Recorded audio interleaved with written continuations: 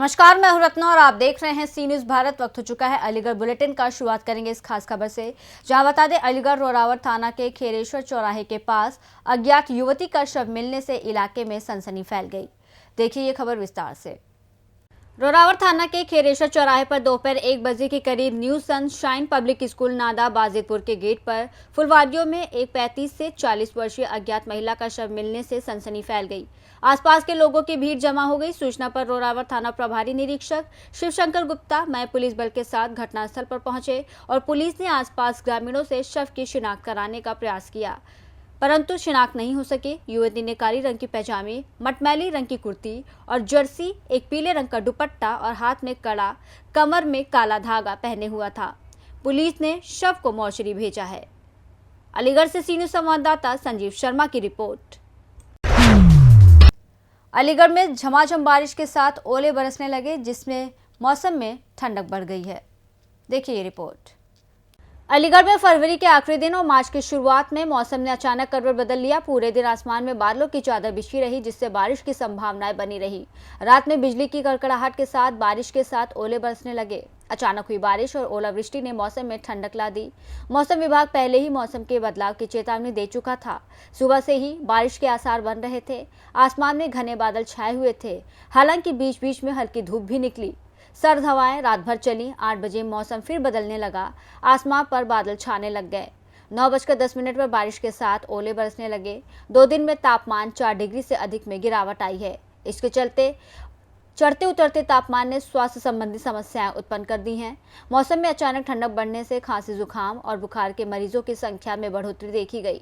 Doctors का कहना है कि तापमान में अचानक हो रहे बदलाव के कारण सर्दी, जुकाम और बुखार के मामले बढ़ रहे हैं। सुबह और रात के समय ठंडी हवा चल रही है, जिससे लोगों को विशेष सावधानी बरतने की जरूरत है।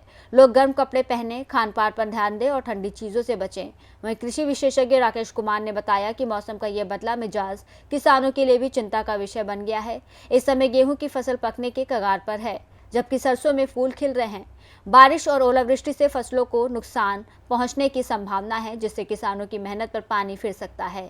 किसान नेट चौधरी नवाब सिंह ने बताया कि ओलावृष्टि से किसानों को काफी नुकसान हुआ है। क्या नाम है छोटी तेरा?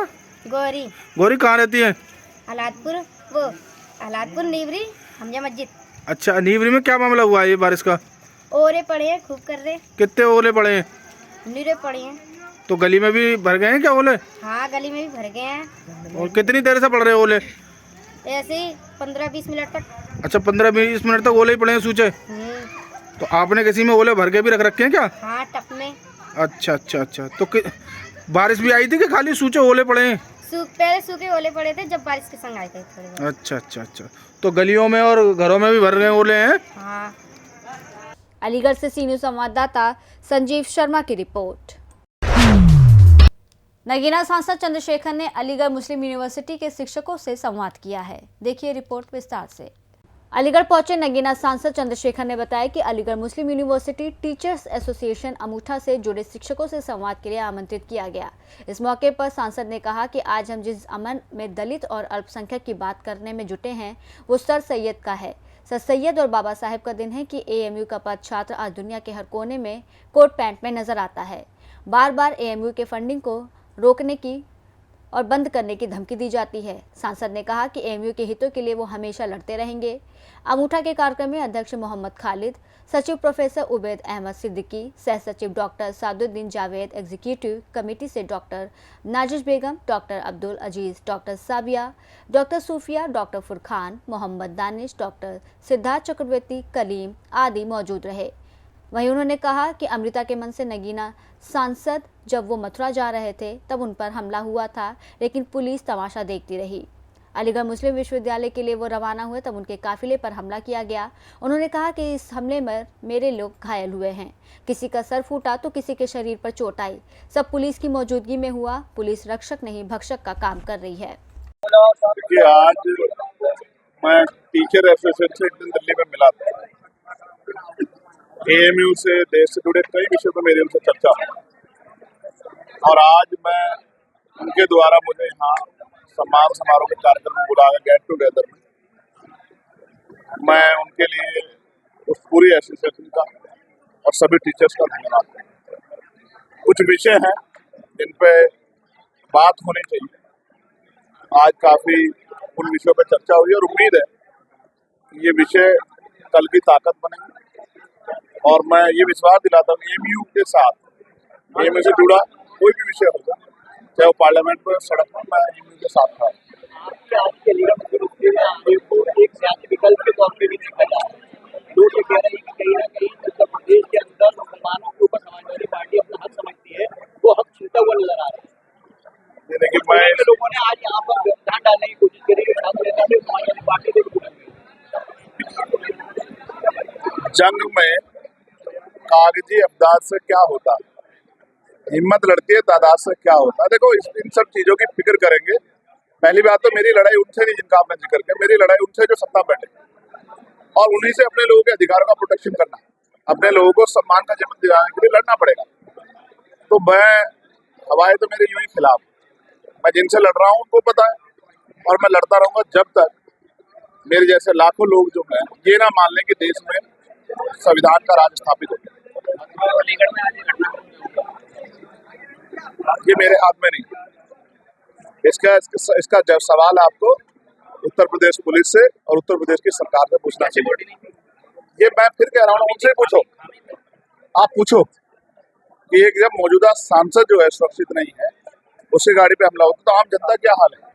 सवाल क्या पूछ रहा था? मेरी उससे बात नहीं हो पाई, आप पूछ के बताना क्या सवाल है। बीजेपी की बात कर रहे थे, आरएसएस और बीजेपी के दायरे पर नहीं, यहाँ कोई आरएसएस बीजेपी को पसंद करने वाला नहीं। वो दिखाना चाह रहा था। मैंने क्या कहा, उनका ही कहना था कि आपने कुछ साल पहले कोई बयान दिया था जो आरएसएस बीजेपी, ये एआई का युग है, ये एआई का युग है। यहाँ तो आपको भी नहीं पता कि आप सवाल क्या पूछे और वो आप चला क्या दें। अच्छा, समझते हैं आज के सवाल ये है, संबंध जो मस्जिद है उसकी मरम्मत का काम की इजाजत भी दी गई है, अभी रोजे स्टार्ट हो गए हैं और लाउडस्पीकर भी हटवा दिए गए हैं। तो रमजानों में अजान होती है और मरम्मत भी नहीं की जा रही, इसके बारे में क्या कहना है? ये आप खुद ही समझो कि भारत धर्मनिरपेक्ष देश है, जहाँ संविधान सर्वोपरि है। वो आर्टिकल 25-26 की आजादी देता है कि सभी धर्मों को अपने आयोजन करने का अधिकार है और अपने धार्मिक मान्यताओं के साथ खड़े रहने का, उनके साथ आगे बढ़ने का अधिकार है। लेकिन क्या धर्मनिरपेक्षता पर हमला नहीं हो रहा? इसका जवाब मुझसे ज्यादा आपको यहाँ की जो सरकार के नेता उनसे पूछना चाहिए कि क्या वो संविधान को नहीं मानते? क्या उत्तर प्रदेश सरकार संविधान से बड़ी होगी? क्या वो संविधान को छोटा समझ के संविधान कुचलना चाहती है? वो ऐसा नहीं हो सकता।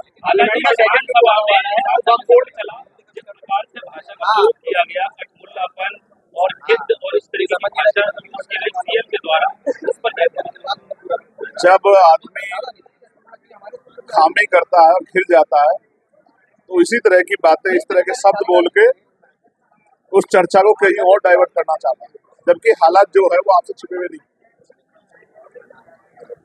मैं एक बात आपके संज्ञान में लाना चाहता हूँ। मथुरा के जिस परिवार पे अन्याय हुआ, उस परिवार को सरकार ने 1-1 लाख रुपए के मुआवजे घोषणा की। आप मीडिया के साथी, आपका कैमरा भी अब वो भी लाख रुपए से ऊपर का आता होगा। एक मोटरसाइकिल जो है, सरकार को शायद जानकारी दी या उन्होंने कमजोर वर्गों की हैसियत, उनकी बेटियों के सम्मान की हैसियत लगाई कि जो मोटरसाइकिल है वो भी 1 लाख से ज्यादा की आती है, तो उन्होंने इस परिवार की मदद की सरकार ने, या इस परिवार का मजाक उड़ाया। मैं मीडिया के साथियों को ये कहूंगा कि मीडिया लोकतंत्र का चौथा स्तंभ, जनता उम्मीद लगा के बैठी है कि जनता का जो मजाक और संविधान का जो मजाक सरकार उड़ा रही है उत्तर प्रदेश की, उसका जवाब सरकार से जरूर मांगे। आप जानते हैं उस पर हम लोगों ने कितना जो है अपना जो पक्ष था वो रखा, और किस तरह जेपीसी में, क्योंकि मैं पार्लियामेंट का हिस्सा हूँ, किस तरह जेपीसी में बहुत सारे मतों को इग्नोर करके आगे बढ़ा गया। मैं फिर कहता हूँ, जब ये मामला आया था तभी हमने मांग की थी वहां डिवीजन की, और उसमें सरकार बहुमत में नहीं थी, बहुमत में नहीं थी। आप पता कर लो, ऐसे ही वन नेशन वन इलेक्शन पे नहीं थी। तो सरकार जो हम पे थोपना चाहती है, हम उसको चर्चा का विषय बनाना चाहते हैं। सरकार अगर ये सोचती है कि वो सभी को एकरूपता करके अपने साथ चलाएगी, तो जब तक संविधान है संभव नहीं। वो मेरे भाई कभी भी मिले। अच्छा ये सवाल अलीगढ़ से सीनू संवाददाता संजीव शर्मा की रिपोर्ट।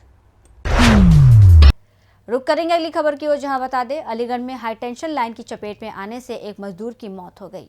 देखिए रिपोर्ट। अलीगढ़ हार्डवेयर फैक्ट्री में मजदूर सीमेंट की दीवार लगा रहा था। वो हाई टेंशन लाइन की चपेट में आकर गंभीर रूप से झुलस गया। उसे जैन मेडिकल कॉलेज में भर्ती कराया गया, जहां उसका उपचार चल रहा था। इस दौरान उसकी मौत हो गई। थाना लौधा क्षेत्र के गांव करीलिया निवासी 24 वर्षीय अश्विनी कुमार मेहनत मजदूरी करके अपने परिवार का पालन पोषण करता था। हाई टेंशन लाइन की चपेट में आकर झुलस गया, जिसकी मेडिकल में मौत हो गई। घटना की जानकारी मृतक के बड़े भाई संदीप वर्मा ने दी है। गवाना क्षेत्र के पचपेड़ा पर एक फैक्ट्री में काम करने के दौरान हाई टेंशन लाइन की चपेट में आकर मजदूर की मौत हो गई, जिससे परिवार में मातम छा गया है। सर क्या नाम है आपका? मेरा नाम संदीप वर्मा है। कहाँ के निवासी हैं? मैं गांव करीलिया थाना लोधा। अच्छा, ये मृतक आपके कौन लगते हैं? ये छोटा भाई है मेरा, क्या नाम है इनका? अश्विनी कुमार। उम्र कितनी है इनकी? 24 साल है। क्या हुआ है इनके साथ में घटना? पूरी जानकारी दीजिए हमें। बिजली के करंट लगने से मौत बता रहे हैं। अच्छा, ये क्या कर रहे थे उस समय? ये जमीन प्लाट का उसका सीमेंटेड की ईंट लगा रहे थे, वहाँ से लाइन गुजर रही थी अंडरग्राउंड से खेत मालिक ने बताया नहीं जी। इन पर काम करा रहे थे, कुछ पैसे भी उस बकाया बताए, उस पर काम कर रहे थे उसका। अच्छा, ये मजदूरी का काम कर रहे थे? अच्छा, हाँ मजदूरी होगी। हाँ मजदूरी थी। तो उन्हें जानकारी नहीं थी? और जो लेबर को जानकारी नहीं थी, किसी के मालिक खेत मालिक को तो पता थी मेरी लाइन जा रही है यहाँ के, उसने बताया नहीं। अच्छा, तो ये मौके पे उस समय लाइट चल रही थी? हाँ लाइट चल रही थी उस टाइम में। मौके पे डेथ हुई? ये तो सब हमें नहीं पता, हमारे तो करीब 1-1:30 बजे करीब खबर मिली है। अच्छा, सूचना किसने दी आपको? सूचना दी है कि और साथ में लड़का काम कर रहा था, उसने फ़ोन किया था जी, दूसरे लड़के के नंबर पर गाँव में, तब हमें सूचना मिली है। अच्छा, तो आपने फिर थाने में तहरीर दी? दी है, थाने में तहरीर दी है। पुलिस मौके पर पहुंची? पहुँचे, अब तो यहाँ से फ्री होकर जाएंगे। अलीगढ़ से सीनू संवाददाता संजीव शर्मा की रिपोर्ट। अलीगढ़ में मंगलायतन विश्वविद्यालय के वार्षिक महोत्सव अर्थवा के तहत आयोजित स्टार नाइट बॉलीवुड सिंगर माही की बेहतरीन प्रस्तुतियों के नाम रही। देखिए रिपोर्ट। मंगलायतन विश्वविद्यालय के वार्षिक महोत्सव अर्थवा के तहत आयोजित स्टार नाइट बॉलीवुड सिंगर माही की बेहतरीन प्रस्तुतियों के नाम रही। बॉलीवुड के फेमस सिंगर शान के बेटे माही ने अपनी मधुर आवाज की शानदार प्रस्तुतियों से विद्यार्थियों के साथ सभी को मंत्रमुग्ध कर दिया। उन्होंने मंच पर पहुंचते ही एक के बाद एक गीतों की धमाकेदार प्रस्तुतियां दी। अर्थवा उत्सव को लेकर विद्यार्थी काफी उत्साहित नजर आए और गीत संगीत पर जमकर थिरके। एमयू परिसर स्थित कीर्ति स्तंभ के सामने मैदान में आयोजित कार्यक्रम अर्थवा की शाम तब और रंगीन हो गई, जब लाइव कार्यक्रम के दौरान माही ने अपने एल्बम जादूगरी के बोल मिलना तेरा लगे कोई जादूगरी के साथ मंच पर एंट्री की और इसके बाद दूसरी एल्बम सॉरी के बोल ओ सजनावे ऐसे तू मुझको ठगे तू ही मेरी सब यादों में परफॉर्मेंस दी। मंच पर जैसे ही उनकी एंट्री हुई, विद्यार्थियों ने एक के बाद एक गानों की फरमाइश कर दी। वहीं सिंगर ने मेरे सामने वाली खिड़की, चम्मक चल्लू, देसी गर्ल से लेकर ये शाम है दीवानी, बड़ी दीवानी पर झूमकर लोगों को मजबूर कर दिया। विद्यार्थियों की फरमाइश पर चांद सिफारिश गीत गाया। इस दौरान दर्शक हर गीत पर तालियों की बरसात करते रहे। मंच के करीब मौजूद विद्यार्थी नाचते हुए अपने मोबाइल में माही को कैद करते हुए नजर आए। करीब 2 घंटे तक मंच पर रहे माही ने दर्शकों का गीतों की मधुर प्रस्तुतियों से खूब मनोरंजन किया। इस अवसर पर कुलपीत प्रोफेसर पीके दशौरा, कुल सचिव ब्रिगेडियर समरवीर सिंह, परीक्षा नियंत्रक प्रोफेसर दिनेश शर्मा, वित्तीय अधिकारी Manoj Gupta, dean research professor Ravikant, विद्यार्थी और अभिभावक मौजूद रहे।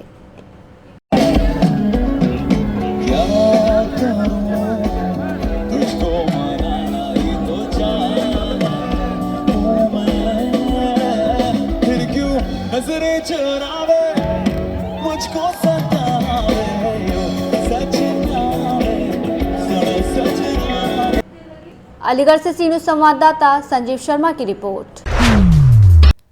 अलीगढ़ में दबंगों ने एक व्यक्ति को गोली बंदूक से फायर कर दिया है, जिससे वो गंभीर रूप से घायल हो गया। क्या है पूरा मामला, देखें इस रिपोर्ट में। अलीगढ़ थाना कौसी क्षेत्र के जीवनगढ़ के रहने वाले एक युवक ने बताया कि मैं अपने दोनों भाइयों को साइट पर काम करने के लिए भेजा था। जब साइट पर से घर लौट रहे थे, तभी रास्ते में गाड़ी में पेट्रोल खत्म हो गई। उन्होंने मुझे फ़ोन किया और कहा कि पेट्रोल खत्म हो गई है और हमें ऑनलाइन पैसे भेज दीजिए जिससे हम पेट्रोल डलवा कर घर वापस आ सकें। जब ऑनलाइन की प्रक्रिया नहीं हुई तो उसने बताया कि मैं वहीं मौके पर पहुंच गया और उन्हें डांटने लगा। मैं अपने भाई पर गुस्सा हुआ और एक थप्पड़ भी मारा। वहीं दो युवक आकर रुके और हमसे झगड़ा करने लगे, जिस पर हमने भी कुछ कहा सुनी कर दी। इसके बाद हम लोग आगे चले गए। चाय की दुकान पर आकर रुके ही थे कि तभी मारपीट की गई और तमंचे से फायर कर दी गई। इतना ही नहीं, एक हवाई फायर करते हुए दूसरा फायर भाई की कोख में जा लगी, जिससे वो गंभीर रूप से घायल हो गया। उसका उपचार मेडिकल कॉलेज में चल रहा है। वहीं पुलिस को सूचना दी गई है। पुलिस भी जांच कर कार्रवाई करने की बात कर रही है। क्या नाम है आपका और कहाँ के रहने वाले हैं, और ये घायल व्यक्ति कौन है आपका? ये मेरा छोटा भाई है। मैं जीवनगढ़ में 10 नंबर गली में रहता हूँ, पानी के प्लांट के पास। मैंने इसे काम पर भेजा था साइड पर, दोनों भाइयों को। ये पहली तरफ से आ रहे थे तो ये पेट्रोल ख़त्म हो गया था इनका।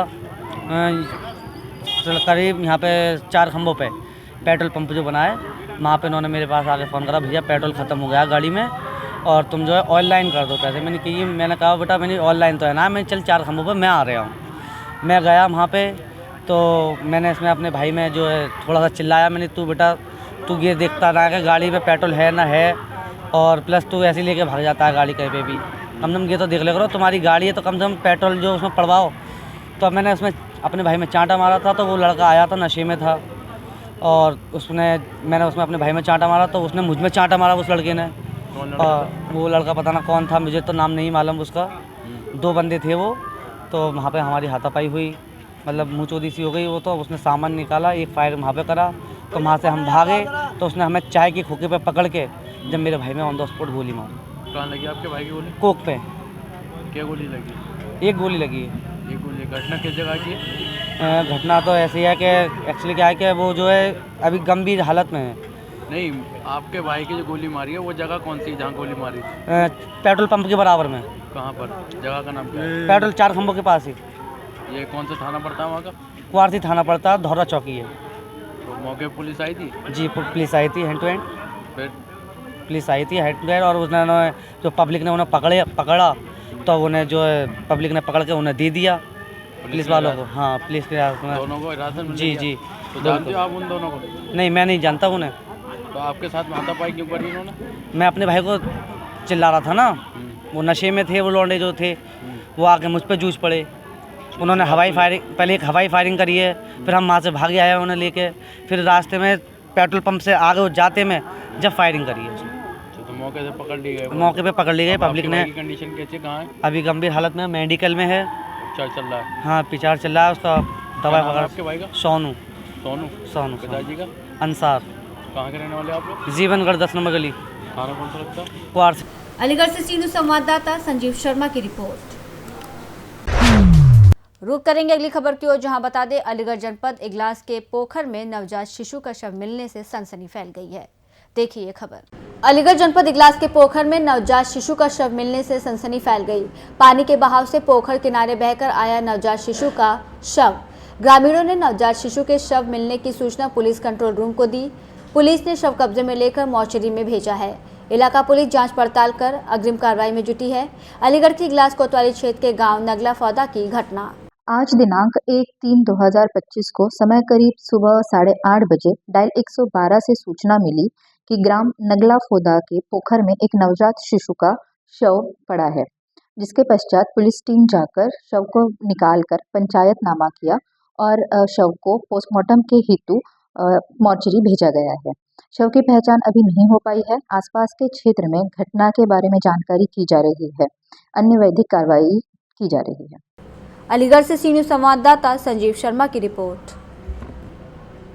फिलहाल अलीगढ़ बुलेटिन में बस इतना ही। देश और दुनिया की तमाम बड़ी खबरों के लिए देखते रहिए सी न्यूज़ भारत।